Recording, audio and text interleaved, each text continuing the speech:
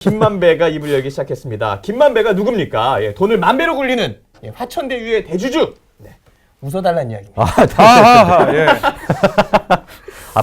판넬 만들어야 되겠다. 네. 판넬 만들 다음에. 2014년에서 2015년 남욱 변호사에게 32억 5천만 원을 받고 그리고 또 이 가운데 4억을 유동규 전 성남도시개발공사 기획본부장에게 건넨 것을 인정한다. 뭐 이런 취지의 진술을 받았다고 하죠.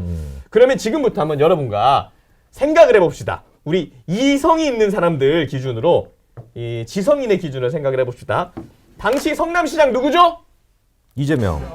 이재명이었어요. 네. 그랬구나. 그럼 그런 개발 사업이 벌어진 게 잘못이란 이야기인데 그럼 그 개발 사업의 총책임자 누굽니까?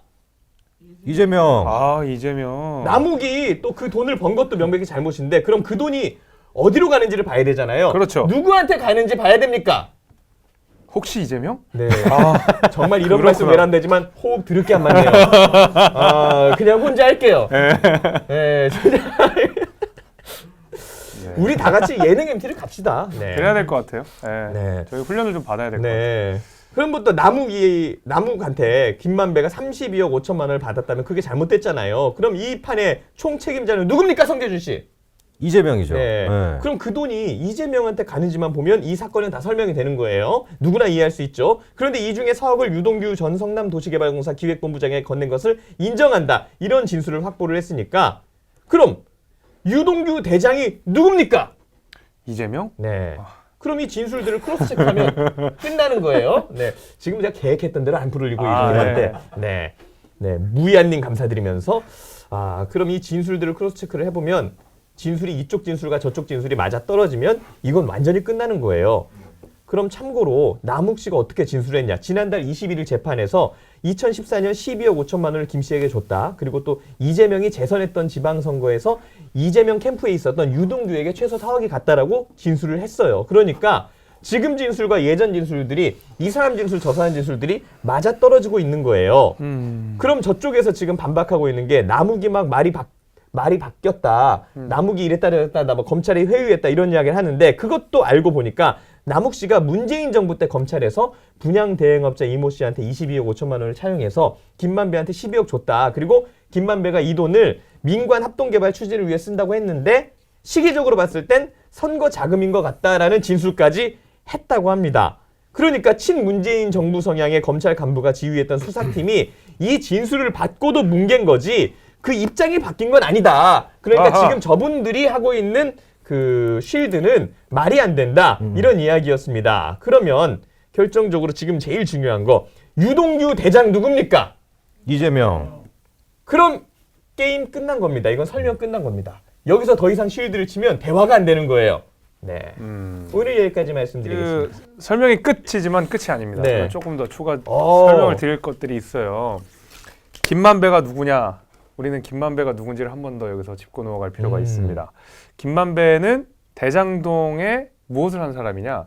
지분을 설계한 사람입니다. 지분. 그러니까 실제로 누구 나눠주고 화천대유의 대주주로서 가장 많은 돈을 받아간 사람이기도 합니다. 근데 이 사람의 입장이 바뀌었다는 건 뭐냐? 두 가지를 의미하죠. 이거 지금 돈 지키는 게 중요한 게 아니구나. 내가 골로 갈 수 있구나. 라는 생각을 한 가지가 있고 제가 말씀드린 두 번째는 지분을 설계한 사람이다 라고 하면 대장동 사업 관련돼서 그 누구보다 많은 정보를 가지고 있는 사람이다라는 얘기거든요. 근데 이 사람의 입장이 조금씩 바뀌었다라는 건 앞으로 줄줄이 사탕 이렇게 가능성이 굉장히 높다라는 거고 추징 보전이 됐어요. 그 대장동 수익에 대해서 한 4천억 정도가 되는 막대한 수익 중에 일단 800억은 추징 보전을 해놓은 겁니다. 그러니까 추징 보전이 뭐냐면 딱 동결을 해놓은 거예요.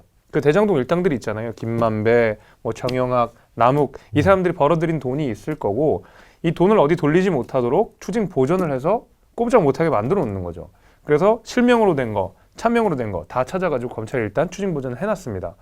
김만배 같은 경우에는 김만배의 수익 전부에 대해서 추징을 했고 추징 보전을 했고 정영학이랑 남욱은 일부만 했어요.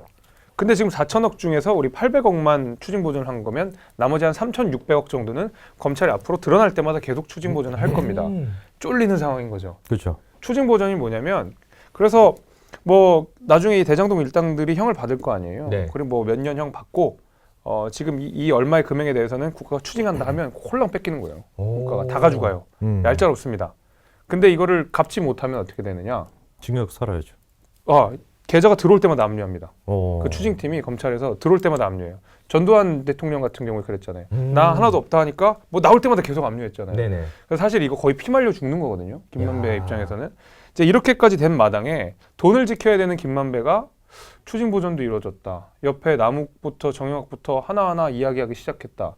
그리고 나서 뭐 요즘 들린 얘기하면 건강도 안 좋다 하더라고요. 김만배가.